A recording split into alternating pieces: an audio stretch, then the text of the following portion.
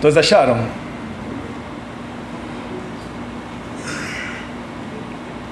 Diz assim, versículo 19: porque estou certo de que isto mesmo, pela vossa súplica e pela provisão do Espírito de Jesus Cristo, me redundará em libertação, segundo a minha ardente expectativa e esperança de que em nada serei envergonhado. Antes, com toda a ousadia, como sempre, também agora, será Cristo engrandecido no meu corpo, quer pela vida, quer pela morte. Porquanto, para mim o viver é Cristo e o morrer é lucro. Entretanto, se o viver na carne traz fruto para o meu trabalho, já não sei o que hei de escolher. Ora, de um e outro lado, estou constrangido, tendo o desejo de partir e estar com Cristo, o que é incomparavelmente melhor. Mas, por vossa causa, é mais necessário permanecer na carne. E convencido disto, estou certo de que ficarei e permanecerei com todos vós, para o vosso progresso e gozo da fé, a fim de que aumente quanto a mim o motivo de vos gloriardes em Cristo Jesus, pela minha presença de novo convosco. Vamos orar. Pai Santo, nesse momento nós agradecemos a Ti, Deus, por tudo aquilo que o Senhor fez, Deus, até esse exato momento e continuará fazendo, Deus, entre nós. Mas o que nós pedimos a Ti é que mais um domingo nosso coração possa ser aberto pelo Teu Espírito, Pai, para que nós possamos entender e compreender a Tua palavra, essa palavra que é o alimento da nossa alma, meu Deus. Senhor, só o Senhor pode regenerar corações, só o Senhor pode abrir, só o Senhor tem esse poder, Pai. Homem nenhum consegue fazer isto, Deus, o que o Senhor faz. Por isso, Deus, nesta manhã, o que nós pedimos a Ti, abra, Deus, o coração daqueles que ainda não foram regenerados, para que eles possam, Senhor, compreender mais e mais o valor do Teu sangue e compreender, Deus, o que significa em sua vida a Tua morte na cruz do Calvário, Deus. Obrigado, Senhor, que nós possamos continuar vivendo para a Tua glória, pois assim nós choramos e já Te agradecemos. Amém, Jesus, e amém. Podem se sentar, irmãos? Irmãos,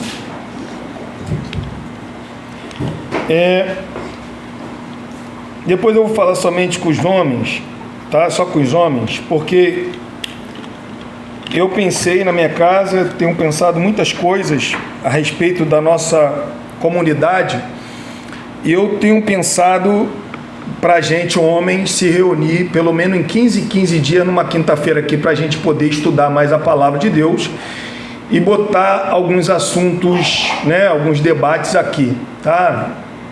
A gente falar a respeito, ter mais uma comunhão, né? Eu falo somente para os homens e depois as mulheres, se quiserem se reunir outro dia, não sei, mas eu falo para os homens porque os homens eles terão mais, nós teremos mais liberdade para poder falar ou expressar as nossas opiniões, o que nós sentimos, entendeu? Então, depois eu vou conversar com meus irmãos para a gente, de repente, começar a se programar para colocar aqui um estudo de portão fechado somente para os membros da nossa igreja, homens da nossa igreja, para a gente poder estudar mais, compreender mais a nossa doutrina, que é muito importante, né? Porque, irmão, na minha ausência, o pastor Austin não precisa mandar ninguém para cá. Alguns irmãos, ainda que não seja pastor, alguns irmãos aptos para poder ministrar a palavra de Deus para a igreja, né? E eu não quero crescer sozinho, isso é impossível, tá? É como nós lemos lá em Gênesis, capítulo 34, 32, quando Jacó ele vai se encontrar com Esaú. O Esaú ele faz uma pergunta a Jacó: Jacó, vamos comigo. E Jacó falou: eu não posso ir contigo porque eu tenho que seguir o passo da boiada. E aquilo ali é muito interessante. Então nós ali, como Jacó ele falou, nós temos que seguir junto com o passo da boiada, ele estava dizendo que ele ia seguir os passos da sua família, ele não ia na frente, ele ia junto.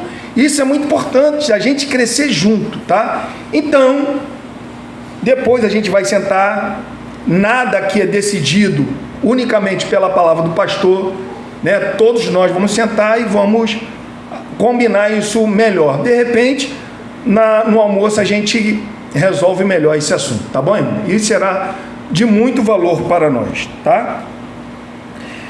Eu coloquei ontem lá, né, o que aconteceu lá na vida da irmã Soninha, foi uma benção, graças a Deus, Deus é bom por isso. E vamos, então, ministrar a palavra de Deus.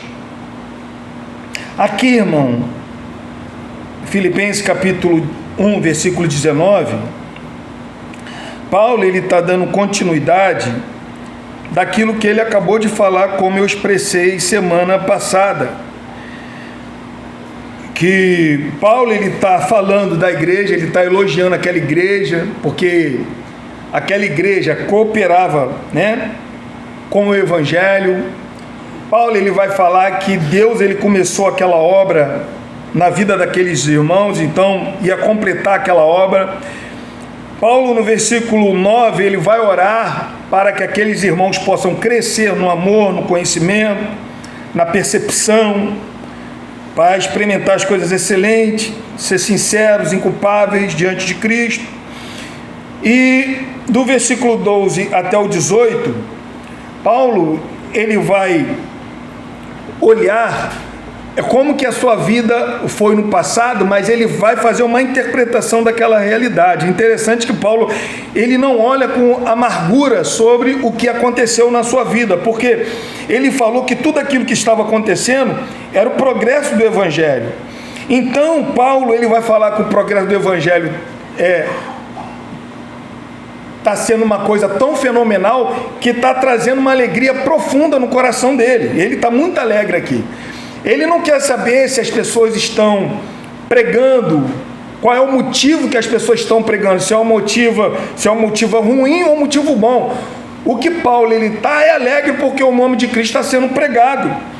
Então, Paulo aqui, ele vai dar continuidade, mas é interessante que do versículo 19 até o 26, Paulo, então, ele está olhando para o futuro e tem uma certeza gloriosa daquilo que Deus, ele vai fazer, né? É por isso que ele fala no versículo 19, porque estou certo de que isto mesmo, né?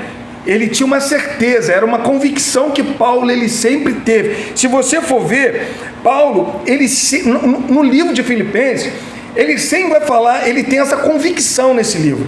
Ele fala no versículo de número 6, estou plenamente certo. E mais uma vez, Paulo, ele vai falar que ele tem certeza daquilo que iria acontecer na vida dele. Ele tinha uma certeza. E a certeza que Paulo tem, primeiro, é pela súplica, que a igreja orava por Paulo. Paulo, ele tinha certeza que essa igreja orava por ele. Por isso que ele fala no versículo de número 19, pela vossa súplica, pela vossa súplica. Se você for ver no versículo de número 4, capítulo 1, Paulo, ele ora e ele apresenta a Deus aquela igreja com alegria. E no versículo de número 19, ele entende que a igreja também faz essa oração por ele. Se você for ver, irmão, a carta do apóstolo Paulo, ele é uma pessoa que expressa tanta confiança na oração. Se a gente for ver todas as suas cartas, a maioria delas vai estar falando sobre ele orar pelo aquele povo e ele pedir a oração da igreja por ele.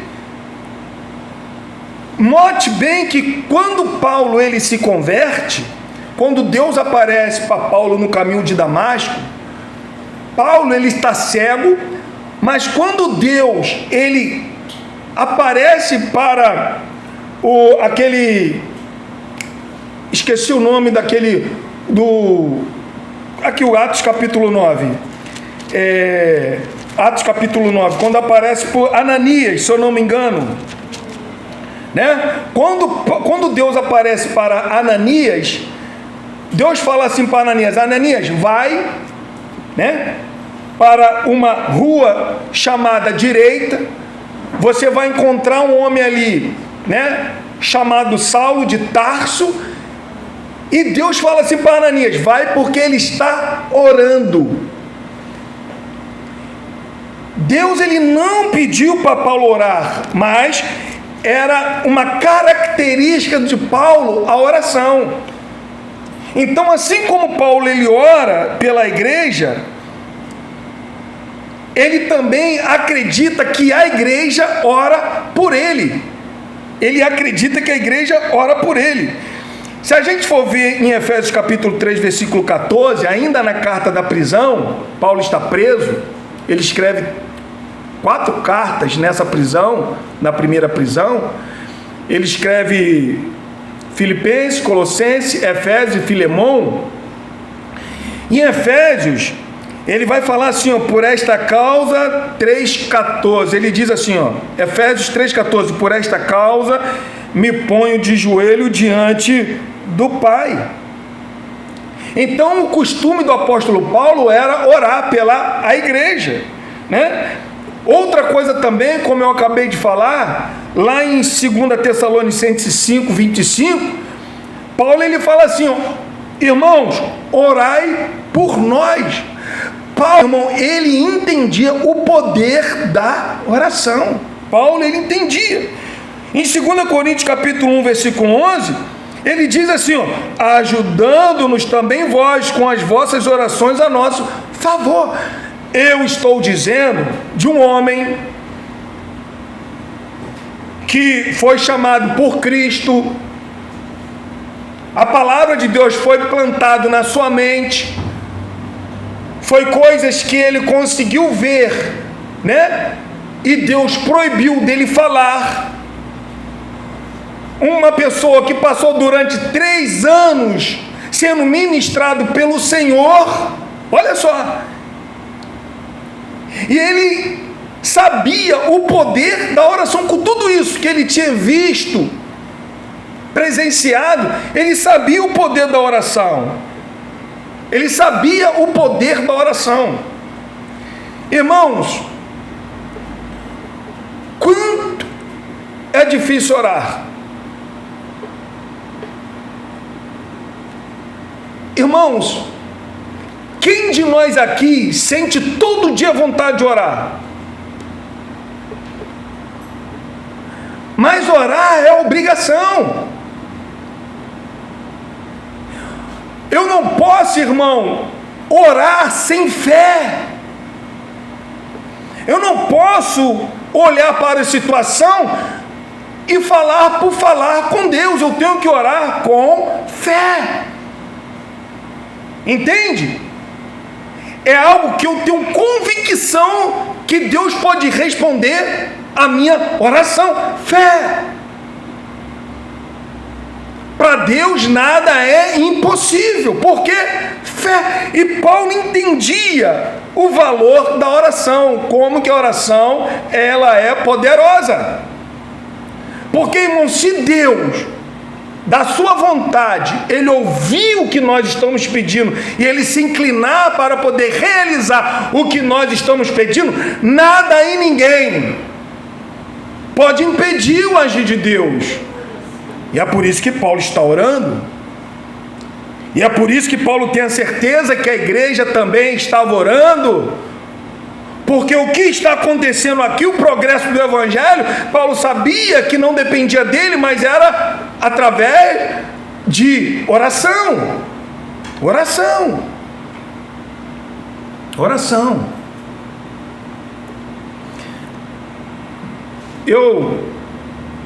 Como que eu fiquei feliz pelo áudio da nossa irmã Sônia, irmão. Ainda se não tivesse acontecido, Deus ainda continua no controle, mas quando você vê o agir de Deus, irmãos, sabe, quando a gente consegue ver o agir de Deus, a igreja orando e Deus agindo, irmão, como que isso é gratificante. É por isso que nós temos que orar. E Paulo sabia o poder da oração, e é por isso que ele fala: eu estou certo pela súplica de vocês. E o outro ponto que ele vai falar, pela provisão do Espírito de Jesus Cristo. Ou seja, o mesmo Espírito que sustentou Jesus nas suas provações, ajudou Jesus nas suas provações, o mesmo Espírito que sustentou Jesus no deserto, na tentação do deserto, é o mesmo Espírito que Paulo sabe que vai ajudá-lo nesse momento. É o mesmo Espírito. Paulo, ele tem a noção de que esse Espírito, o Espírito de Jesus, ele vai cooperar para o seu bem.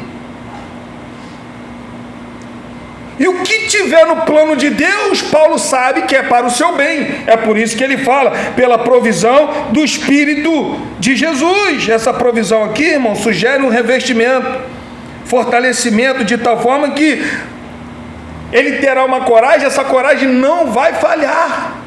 Paulo está preso, Paulo não sabe o que vai acontecer ainda, e tudo indica que a opressão estava muito grande. Os filipenses aqui estão preocupados se Paulo vai morrer, como que eles ficarão sem a presença do apóstolo Paulo. E Paulo está falando: eu tenho plena certeza da súplica de vocês, da oração de vocês, pela ajuda do Espírito Santo. O que vai acontecer? Isso me redundará em libertação. Isso me redundará em libertação. Você entende quando Paulo fala isso, me redundará em libertação? Esse resultado aqui, irmão, ele só será alcançado pelos dois fatores. Primeiro, Paulo fala da responsabilidade nossa, a responsabilidade humana, a oração. E segundo, pela soberania divina, pelo Espírito Santo. Entende?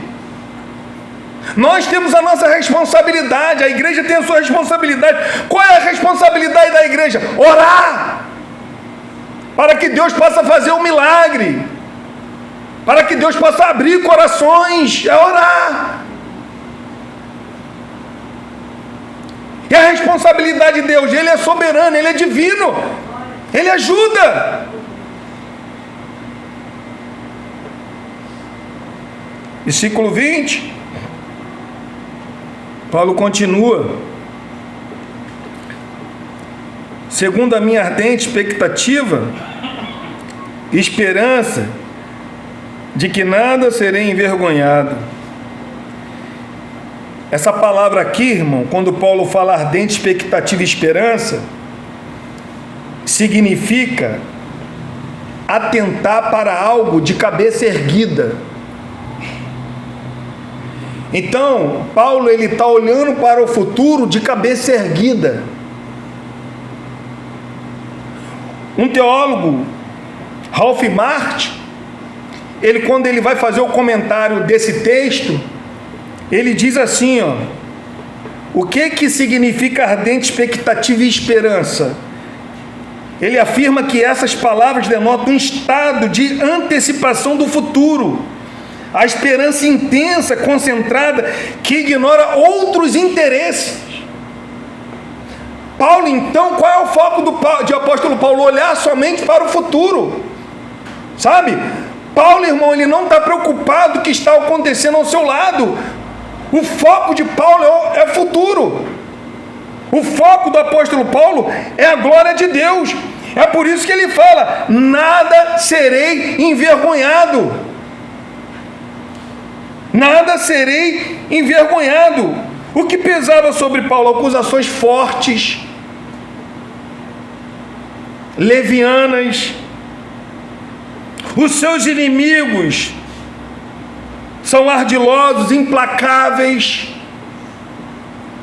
E Paulo, não importa qual é o tipo de condenação, se ele vai ser absolvido ou condenado, ele está falando: o nome de Deus não será envergonhado. No momento da morte, eu não negarei o nome do meu Deus, não será envergonhado. Irmãos, Você imagine Paulo, ele pregando. Qual era a pregação do apóstolo Paulo, se você for ver? Ele pregava um Cristo que morreu, crucificado e ressuscitou. Essa era a base da mensagem do apóstolo Paulo. Ele estava preso por causa desse nome, por causa desse evangelho, por causa dessa convicção. E como que pode agora, no último momento da sua vida, ele negar esse nome? Ele renunciar a esse nome? Paulo sabia, irmão, como que era a morte no Império Romano. Paulo sabia muito bem.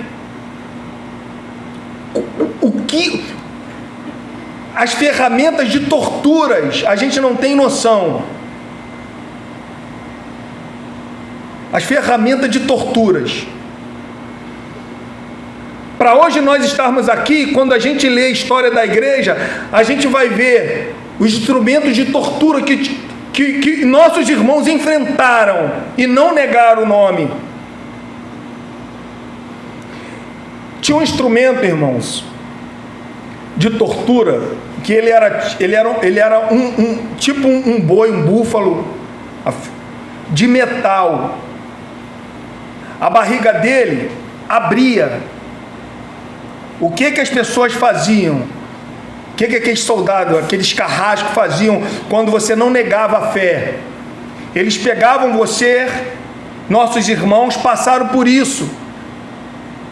Botava você dentro daquela barriga de latão, daquele animal, fechava e botava brasa. Você morria tipo dentro de uma fornalha, num forno. Morria assado. Eu não estou falando somente eu estou falando, eu vendo meus filhos, e os filhos falando: pai, mãe, não nega o nome do Senhor Jesus, não negue, eu sei para onde eu vou. Essas histórias que está registrada. E outras torturas, irmãos. Quando a gente estuda a morte dos apóstolos, a gente vai ver como que esses homens foram torturados. E Paulo está falando: o nome do meu Deus não será envergonhado. E às vezes nós negamos o nome do Senhor Jesus por qualquer besteira. Às vezes nós falamos que somos cristãos, mas negamos com as nossas obras. E Paulo está falando: o nome do meu Deus não será envergonhado. Apesar de todas as adversidades, Paulo tem expectativa de que não será envergonhado no seu julgamento. E é por isso, irmãos, que ele reconhece que precisamos das orações da igreja e do Espírito Santo para não sucumbir. Não tem nenhum crente aqui de ferro. Não tem nenhum super crente aqui. Todos nós precisamos das orações uns dos outros. Todos nós precisamos da provisão, da ajuda do Espírito Santo. Não tem um forte aqui, porque a Bíblia arrebenta com a gente. Fala que nós somos fracos. Não sabemos nem orar. É por isso que ele tem que colocar suas palavras em nosso coração, para a gente orar a Deus, porque nem orar nós sabemos. Somos fracos, irmãos. Se hoje eu ainda continuo aqui, eu tenho convicção e a certeza que a oração dos meus irmãos. Se hoje nós estamos aqui, eu tenho certeza porque a igreja continua orando. E é por isso que eu coloquei lá. Todo domingo, quem chega cedo aqui na igreja, nós vamos para o quartinho da oração e vamos orar ali. 10 minutos, 15 minutos, 5 minutos, mas nós estamos intercedendo pela presença dos irmãos, para que os irmãos possam chegar aqui em paz, cultuar Deus em paz, porque nós acreditamos no poder da oração, irmão. Nós precisamos viver nesse ambiente, onde que Deus opera seu poder, manifesta a sua presença. Precisamos viver dentro desse ambiente. E um dos fatores que Paulo está nos ensinando é a oração. É por isso que ele fala: me redundará em libertação. Algumas outras traduções em salvação. Ele continua: antes, com toda ousadia, como sempre, também agora, será Cristo engrandecido no meu corpo. A glória de Deus é o fim último da existência humana. Nosso viver será em vão se Cristo não for glorificado em nosso corpo.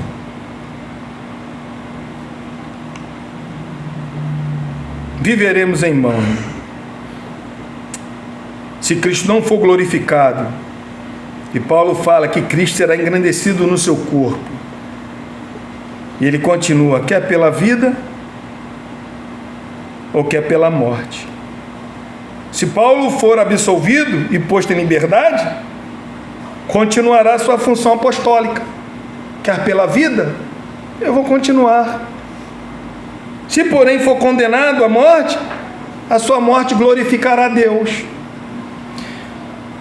Um dos maiores teólogos do século XX foi um senhor chamado Martin Luther Jones. No momento da sua enfermidade, ele pediu para sua família não mais orar por ele. Por quê? Para ele fala assim, não ore mais por mim, por minha cura. Não me detenha da glória. Tem uma história também, falando da morte de um dos pais da igreja, Inácio de Antioquia.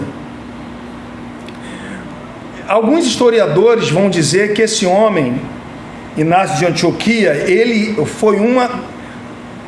foi aquela criança que, quando os discípulos estavam barrando as crianças de não chegar perto dele, ele falou: deixa as crianças vir em mim. Foi uma daquelas crianças, Inácio de Antioquia. Ele era bispo e ele foi pego, estava indo para o Coliseu ser executado lá. E ele tinha oportunidade de parar em cada porto e visitar em cada igreja ainda que estava preso. E a história conta que cada igreja que ele parava, cada porto que ele parava e ia nessas igrejas, ele pedia para a igreja não orar mais por ele, porque ele queria ser o trigo na boca daqueles leões.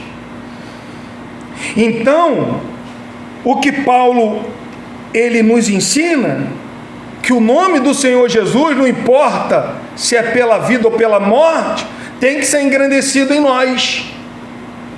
E ele continua, irmão, falando: porquanto para mim o viver é Cristo. Olha o testemunho desse homem. Ele dá testemunho pessoal dele. Quando você olhava para a vida do apóstolo Paulo, era um imitador de Cristo, piamente de Cristo. Ele não ensinava nada além daquilo que Cristo tinha informado. Claro que alguns assuntos ele vai falar, digo eu, não o Senhor, mas ainda assim, nós entendemos que é algo inspirado do apóstolo Paulo, está lá em Corinto. Porém, o apóstolo Paulo, irmão, você olhava para aquele homem e via Cristo nele. É por isso que ele fala: viver para mim é Cristo. Os homens, irmão, que não creem em Deus, busca e luta, irmão, de maneira desesperada pelos valores deste mundo. O dinheiro, a popularidade, o poder, o prazer. Muitos tentam encontrar sentido nessas coisas. E às vezes nós queremos encontrar sentido nessas coisas. Às vezes nós, como cristãos, fazemos de tudo, passamos por cima de tudo para tentar conquistar algo, achando que aquilo ali traz uma felicidade para nós, e não é verdade, irmão. Irmãos, as pessoas falavam isso para mim, mas eu queria, era minha vontade de ter. Eu me lembro quando eu estava fazendo uma obra lá em casa, e o meu sonho era comer comida na lenha. Minha vontade era essa. Irmãos, aí eu falei pro rapaz: faz a churrasqueira, mas não faz só a churrasqueira, faz o forno e faz o fogão também, a lenha também, que eu quero fazer. Irmão, pelo amor de Deus, irmãos. A churrasqueira eu uso mais ainda, mas nem tanto. Mas o fogão, aquele forno, eu fico olhando lá como que aquilo ali ocupa espaço. Era a vontade minha de ter aquilo ali. E quando eu tá lá na minha frente, nada consegue preencher, irmão, o nosso coração se não for Jesus. A gente luta para poder conquistar essas coisas, conseguir essas coisas, mas quando nós conseguimos, fica lá. Fica lá. Fica lá, irmão. Nada disso pode satisfazer. Somente o viver para Cristo pode satisfazer a alma do homem. Somente.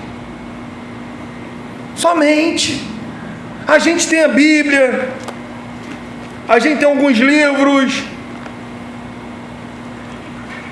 e a gente vê que não fica encostada, não tem como ficar encostada a palavra de Deus. A gente sempre está pegando para ler, porque só isso pode satisfazer a nossa alma.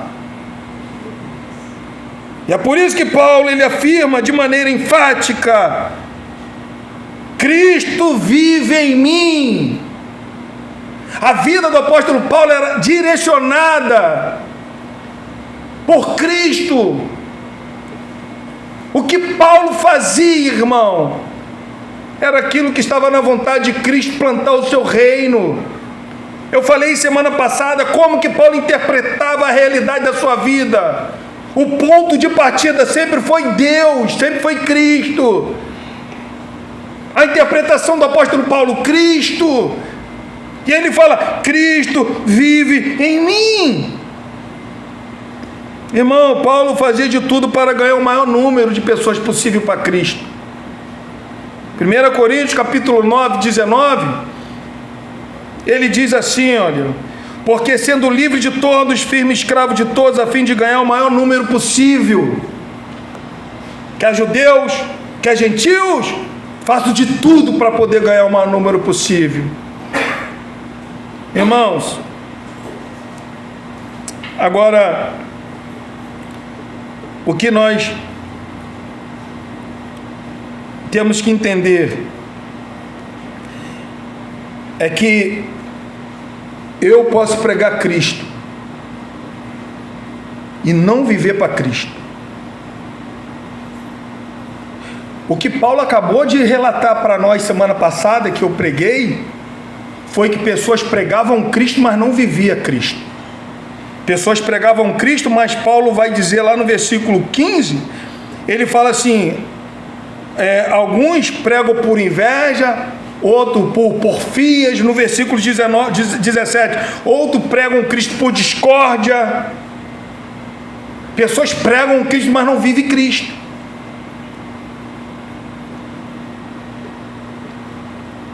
Às vezes nós podemos anunciar Cristo e não viver Cristo. Podemos falar que Cristo faz, mas não viver da maneira que Cristo manda.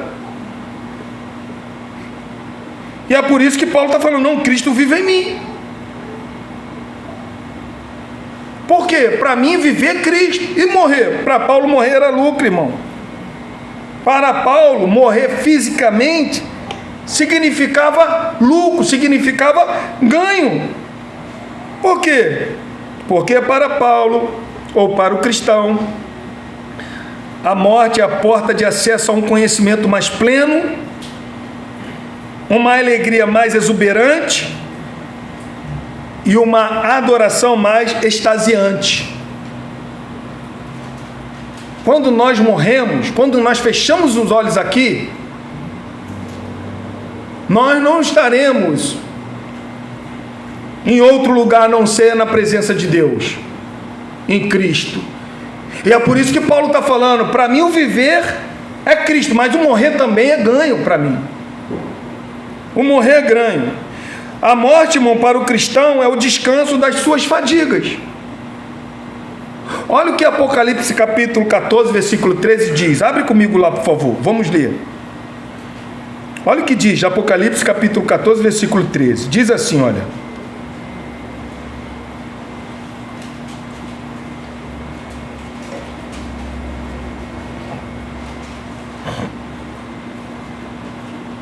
Então, ouvi uma voz do céu, dizendo: escreve, bem-aventurados os mortos que desde agora morrem no Senhor. Olha só. Por quê? Sim, diz o Espírito, para que descanse das suas fadigas, pois as suas obras os acompanham. Ó, então é bem-aventurado a gente que morre no Senhor. É por isso que quando a gente vai num velório de um cristão, de um lado, dos dois olhos saem lágrimas, mas de um lado do olho é uma lágrima de tristeza, porque um ente querido foi embora, mas do outro é uma lágrima de alegria, porque nós sabemos que ele está melhor do que a gente, está na presença do Senhor. E Paulo fala que a morte é lucro, a morte é um ganho para nós cristãos, para nós. Aqui, irmão, há choro, há dor, há vales sombrios. Contudo, a morte do cristão é um descanso, como nós acabamos de ver em Apocalipse. E Paulo continua, versículo de número 22. Entretanto, se o viver na carne traz fruto para o meu trabalho, já não sei o que de escolher. Então, se Paulo for absolvido, o seu trabalho vai dar fruto. O que Paulo está nos ensinando? Que se ele for absolvido desse julgamento, Paulo ele ia aproveitar essa oportunidade para continuar pregando a palavra de Deus, porque foi para isso que ele foi salvo. É esse testemunho que ele fala em Atos capítulo 26. Deus, quando aparece para ele, fala para ele: olha, eu estou aparecendo para você, você vai resgatar muito da mão de Satanás, da mão do diabo. E Paulo tinha essa convicção, é por isso que ele fala lá em 1 Coríntios capítulo 9: ai de mim se não pregar o evangelho, ai de mim. Então o que Paulo está nos mostrando? É, se ele for liberto, se ele for absolvido, que ele ia continuar fazendo aquilo que Deus chamou para ele fazer. A expectativa do apóstolo Paulo é maravilhosa, irmãos. Mas o interessante é que ele não sabe. Você vê que é um homem que agora no versículo 22 está dividido. Ele não sabe o que é melhor. Ele sabe que a morte é o lucro. Ele sabe que o viver, irmão, o viver desse homem, irmão. O viver desse homem. Eu estava comentando, acho que foi ontem com o Léo, lá em Gálatas, capítulo 6, versículo 19, se eu não me engano, diz assim, ele fala assim, ó, eu trago no meu corpo a marca de Cristo. Alguns acreditam que Paulo, quando fala trago no meu corpo a marca de Cristo, é que o corpo dele era todo marcado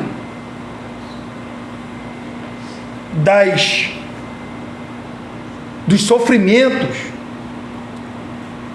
sabe? Das chibatadas que ele levou,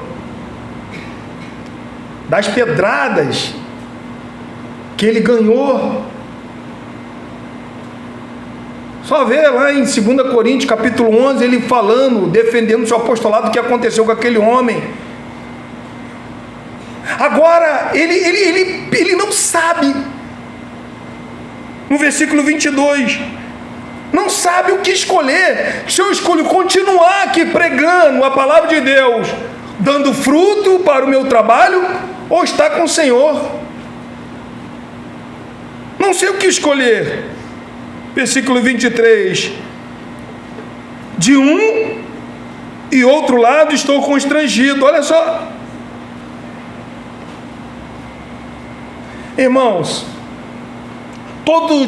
Paulo ele tem essa tensão, mas todos nós também, se não temos, vamos passar por essa tensão. Às vezes o sofrimento é tão grande o cristão, porque, sabe o que ele pede? Por que o Senhor não me leva logo? O sofrimento é grande, ele tem essa tensão nele, porque ele entende que ele morrendo é ganho, é lucro, ele vai descansar dessas fadigas. Foi o que nós lemos. Essa tensão vive dentro de nós. Por que essa tensão vive dentro de nós? Porque nós sabemos que a nossa pátria está no céu. Nós sabemos que o nosso nome está escrito no livro da vida. Então a morte para o cristão é lucro. É por isso que ele fala, de um ou do outro lado, eu estou constrangido, eu não sei o que de escolher. Mas Paulo sabia, se ele fosse absolvido, o trabalho continuaria. E ele fala assim, olha, eu estou constrangido, tendo o desejo de partir estar com Cristo, o que é incomparavelmente melhor.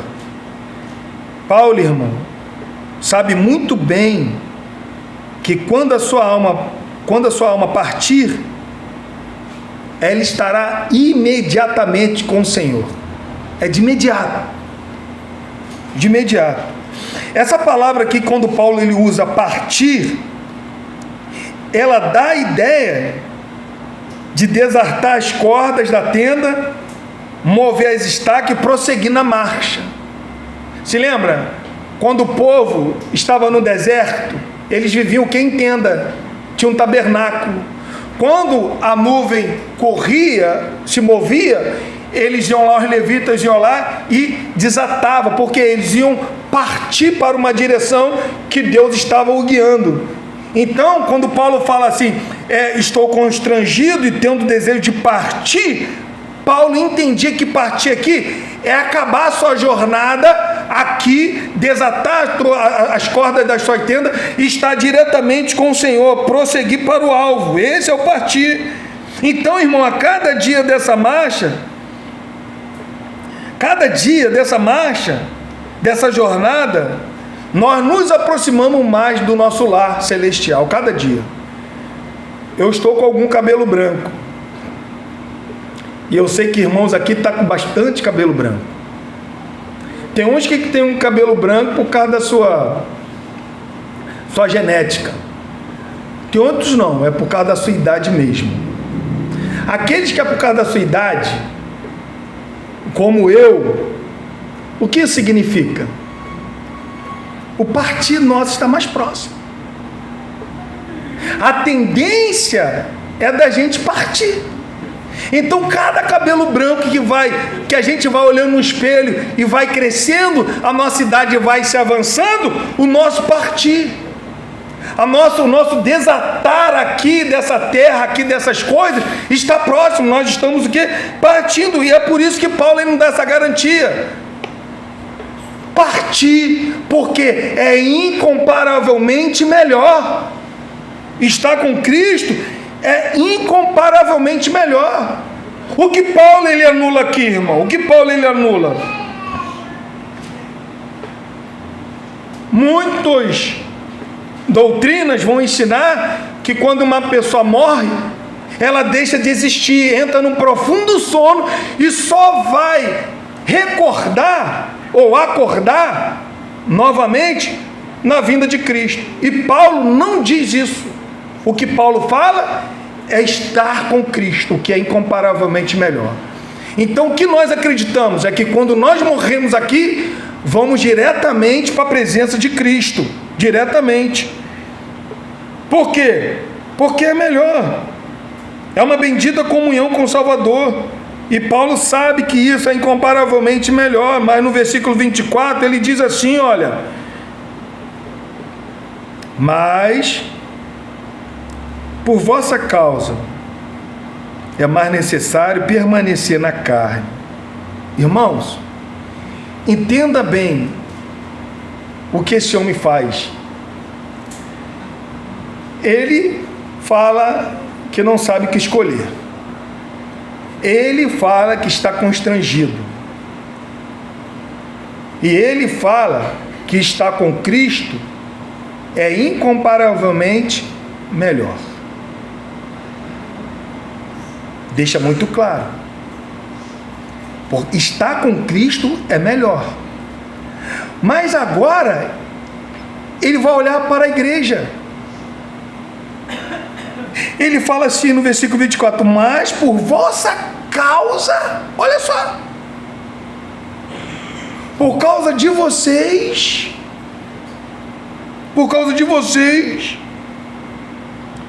é melhor é mais necessário permanecer na carne por causa de vocês. Irmão, olha o coração desse homem pela igreja. Paulo está mostrando para nós que o coração dele era cheio de graça. Se lembra que eu falei aqui no versículo de número 7, capítulo 1, versículo 7, quando Paulo fala: aliás, é justo que eu assim pense de todos vós, porque vos trago no coração, seja nas minhas algemas, na defesa e na confirmação do Evangelho, pois todos sois participantes da graça comigo, pois minha testemunha é Deus da saudade que eu tenho de todos vós, da terna misericórdia. Essa terna misericórdia, eu falei para vocês que o mesmo profundo amor que Cristo tinha pela igreja, Paulo está falando que ele tem, e ele fala que Deus é testemunho desse profundo amor, e agora ele fala: mas por vossa causa. Olha o amor desse homem. Ele deixa, irmão, de estar num lugar que é incomparavelmente melhor, fadiga da sua dor, das suas aflições, das suas pedradas, dos seus jejuns, das suas fomes, dos seus abandonos. Ele abre mão disso tudo por causa da igreja. Versículo 24: mas por vossa causa. O apóstolo Paulo está disposto a renunciar às fascinantes glórias celestiais por causa da carência da igreja, irmão. Ele desejava mais a alegria da igreja do que da sua própria alma.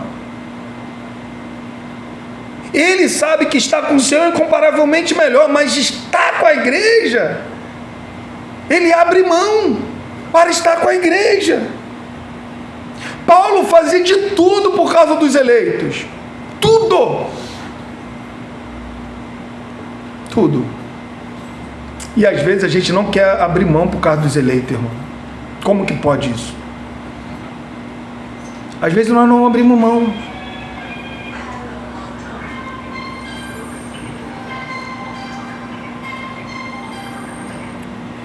Nós colocamos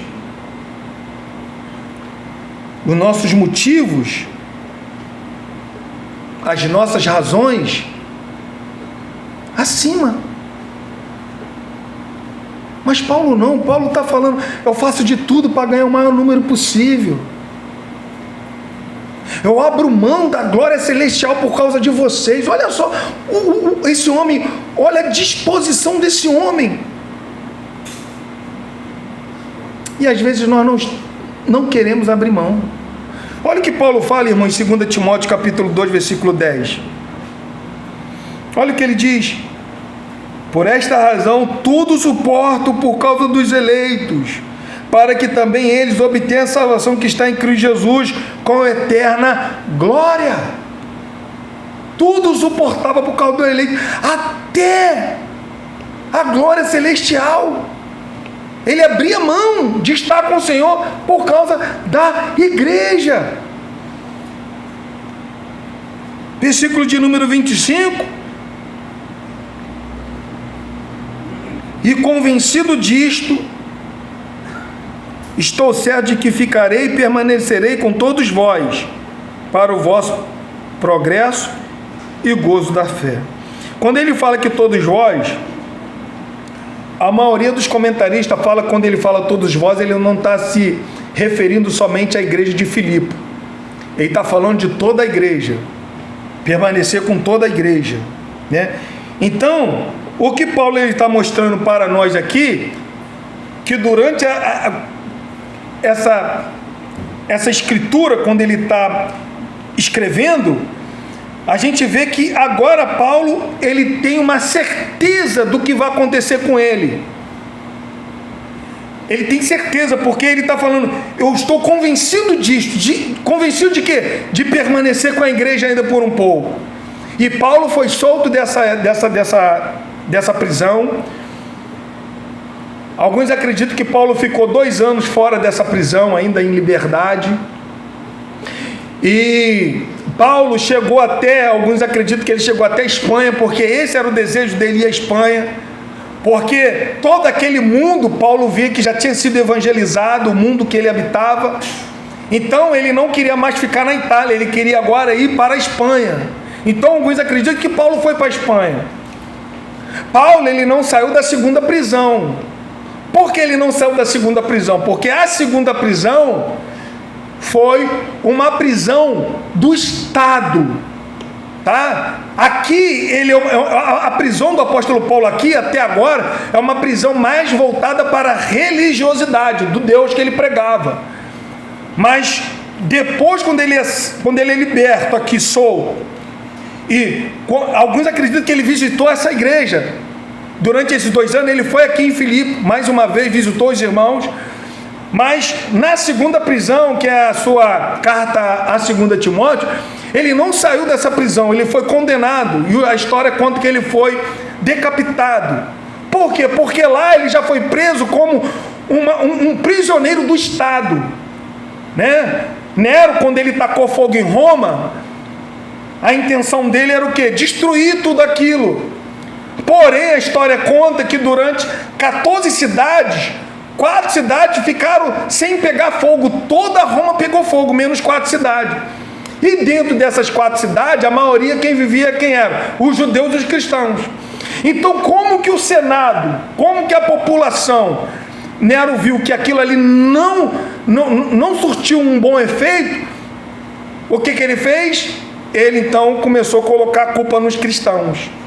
E um desses prisioneiros que foi pego pelo Estado aqui, foi Paulo e Pedro. A história conta que Paulo e Pedro foram pegos nessa falsa testemunha aqui, porque eram os 2 principais líderes. Então na segunda prisão ele não sai, mas na primeira prisão aqui ele sai, ele tem uma convicção disso. É por isso que ele fala: eu estou convencido disto, que eu ficarei e permanecerei com todos vocês. Para quê? Aí tem um propósito, Paulo está lá. Qual é o propósito de Paulo estar livre e mais uma vez na presença dos irmãos? O progresso da fé dos irmãos. Irmão, quando nós progredimos, isso nos dá alegria. Isso nos dá alegria. Irmão, como que eu fico alegre quando eu estudo a Bíblia e eu descubro coisas ali que eu passei anos sem entender aquele texto. Quando eu começo a compreender aquele texto, como que isso traz uma alegria? Porque é um progresso. O progresso da fé nos traz alegria, irmão. Quanto tempo eu não vi essa criança da Lúcia? Tá lá na escolinha, né? Muito tempo. Eu até um dia dele falei para a Lúcia, né, Lúcia? Ele não veio aqui. Última vez quando eu vi ele nem falava. Agora ele está falando aqui, rapaz, atrás de mim. Progresso. E nós, como cristãos, nós temos que progredir. E a certeza de Paulo é que ele vai sair da prisão, ele vai estar com todos o povo, mas o povo vai progredir na fé. Por que progredir na fé? A progressão, irmão, isso traz alegria. É por isso que ele fala progresso e alegria da fé. Quantos mais nós progredimos na fé, quantos mais nós conhecemos as obras excelentes de Deus, mais nós ficamos alegres, irmão. E Paulo está falando progresso de fé.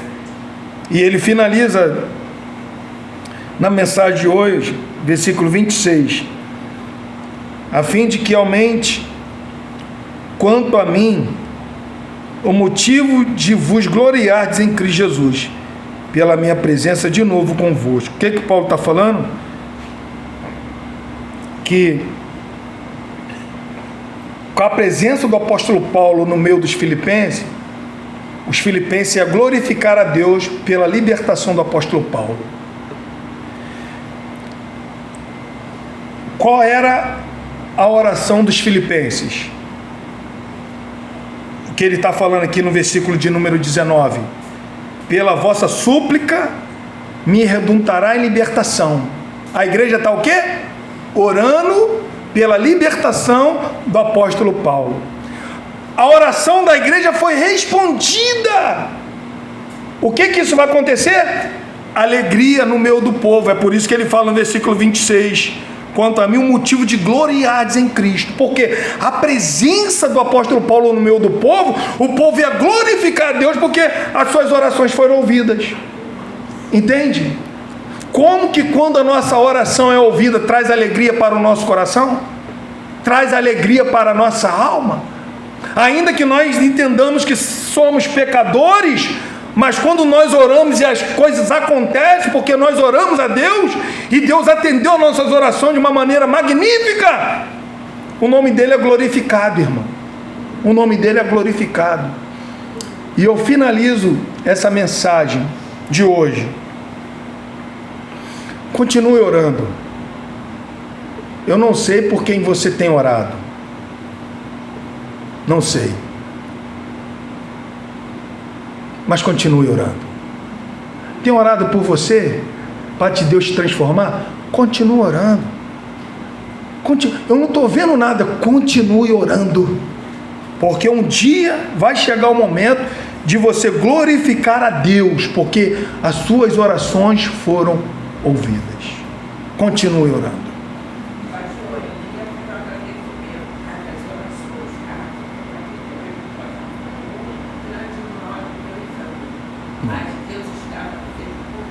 Ó.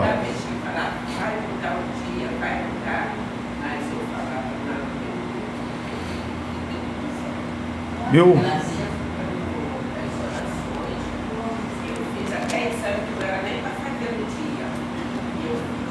Deus é bom, irmão. Então, o que eu falo para vocês, continue orando. A nossa força está na oração, porque nós somos fracos e não sabemos orar como convém. A nossa força está na oração. Está com vontade de orar? Ore. Não está com vontade de orar? Continue orando. Vamos colocar de pé. O que Paulo nos ensinou nesta manhã? A importância da igreja. Como que a igreja é importante? Como que a igreja é importante, irmão? Deus, Cristo Jesus morreu por causa da igreja. Não podemos desvalorizar a igreja de Deus. Então, a igreja é importante. Os eleitos são importantes. Abrimos mãos pela alegria dos meus irmãos. Amém? Uns aos outros. E Paulo vai nos ensinar de maneira magnífica nessa carta. Sermos mais crentes ainda. Amém? Vamos orar. Curva a sua cabeça. Pai,